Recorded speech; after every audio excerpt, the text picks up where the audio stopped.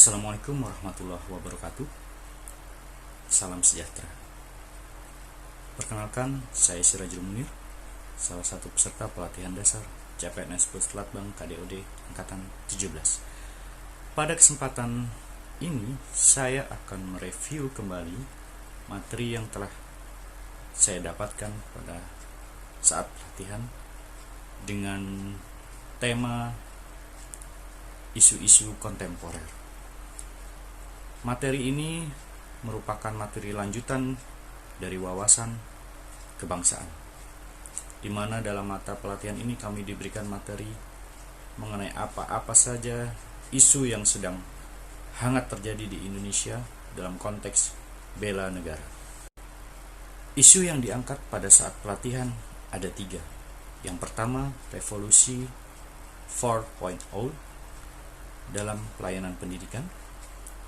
Kemudian bahaya radikalisme, dan isu yang ketiga adalah darurat narkoba.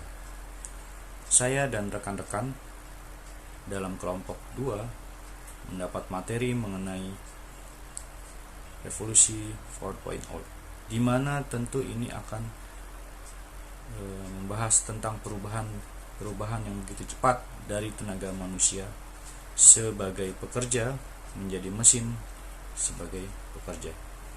Dalam membantu ASN bekerja, kasusnya sebagai seorang dosen seperti saya, maka dalam penerapan Tridharma perguruan tinggi, yaitu pengajaran, penelitian, dan pengabdian, ada baiknya juga turut menggunakan teknologi.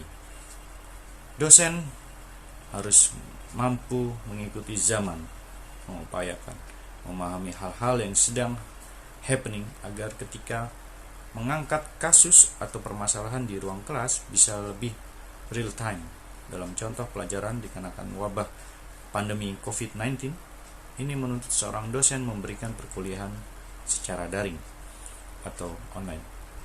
Boleh menggunakan aplikasi apa saja yang dinilai sesuai dengan kebutuhan. Dahulu, seorang dalam menyebarkan angket penelitian dapat menggunakan kertas. Namun karena adanya teknologi, maka kini dapat menggunakan Google Form. Begitu juga dengan pengabdian, tidak lagi menggunakan warga di suatu tempat berkumpul, namun menggunakan aplikasi webinar dengan aplikasi Zoom atau aplikasi lainnya.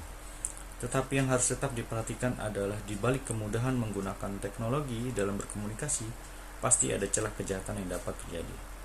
Contoh, pencurian data atau biasa disebut hacker. Oleh karena itu kita harus berhati-hati dalam memanfaatkan teknologi tersebut. Selanjutnya, isu radikalisme. Seperti yang sudah saya bahas di video sebelumnya, radikalisme dapat mengancam keutuhan bangsa. Oleh sebab itu, ASN sudah sepatutnya sebagai agen negara mampu menjadi perekat persatuan dan kesatuan, seperti yang sudah menjadi 3 fungsi kewajiban bagi seorang ASN. Bukan sebaliknya malah menimbulkan keresahan di masyarakat. Data yang dipaparkan kelompok kita mengatakan bahwa banyak remaja yang mengikuti kelompok-kelompok radikalisme. Ini dikarenakan seorang dengan usia remaja sedang mencari jati diri, sehingga apabila mereka salah dalam bergaul, maka mereka akan terpleset menjadi bagian dari kelompok radikalisme. Untuk itu, saya sebagai seorang ASN, khususnya dosen, ketika melakukan pengajaran, ada baiknya menyelipkan informasi mengenai dampak dan bahaya radikalisme kepada mahasiswa-mahasiswa saya. Semoga dengan diingatkan terus-menerus, membuat mereka memiliki pikiran yang terbuka. Yang terakhir, isu darurat narkoba, khususnya pengedaran dan penyalahgunaan narkoba di Provinsi Kalimantan Timur. Narkoba sudah ada sejak zaman dahulu kala beratus tahun yang lalu, namun awal mulanya adalah digunakan sebagai obat. Semakin berjalanan kehidupan, narkoba kini disalahgunakan. Indonesia sudah dalam status darurat narkoba.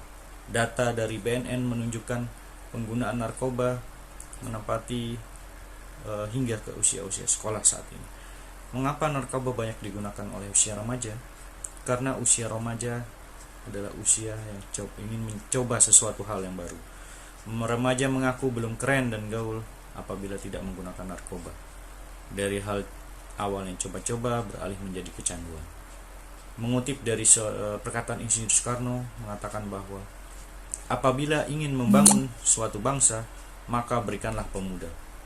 Nah, sebaliknya juga apabila ingin menghancurkan bangsa, maka hancurkanlah pemudanya. Kita sebagai dosen yang dekat dengan generasi milenial, dalam hal ini maksud saya adalah mahasiswa, sudah sepatutnya lah kita memberikan dukungan kepada mereka, merangkul mereka, sehingga mereka bisa melaksanakan kegiatan-kegiatan yang positif.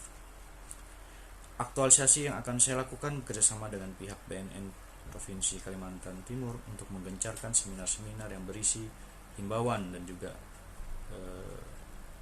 mulai memperhatikan mahasiswa di kesehariannya. Terakhir, mengapa ASN perlu mengetahui isu kontemporer? Agar ASN tidak menutup mata atas kejadian-kejadian yang terjadi di sekitar lingkungan rumahnya, tempat kerja ASN, dan turut membantu pemerintah menjaga kedaulatan bangsa Indonesia. Sedikit perubahan dalam dirimu begitu berarti untuk Indonesia yang lebih jaya. Akhir kata, wabillahi taufiq wal hidayah. Assalamualaikum warahmatullahi wabarakatuh.